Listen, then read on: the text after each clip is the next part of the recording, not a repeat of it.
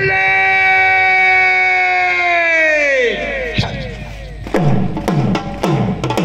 Rifle पलटन government Shaheed Mohammad Ghassan Khan champion model high school number 1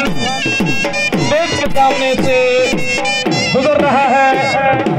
और stage पर मौजूद तमाम मुअज़्ज़िज़ मेहमानान गिरामी को सलामी पेश करते हुए इंतहाई खूबसूरत मंजर गस्सानियन आपकी तालियों की इस्तकबाल में राइफल पलटन सलामी देते हैं। उसके बाद इंतहाई खूबसूरत अंदाज में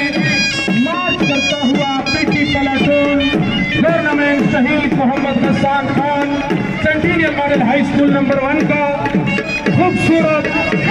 नौनिहाल बेहतरीन अंदाज में सलामी पेश करते हुए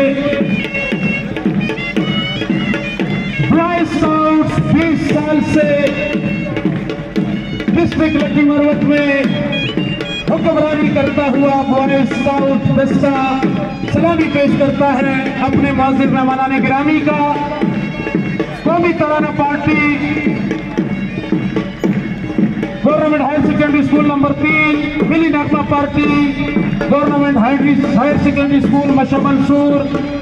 फुटबॉल के खिलाड़ी ये खूबसूरत दस्ता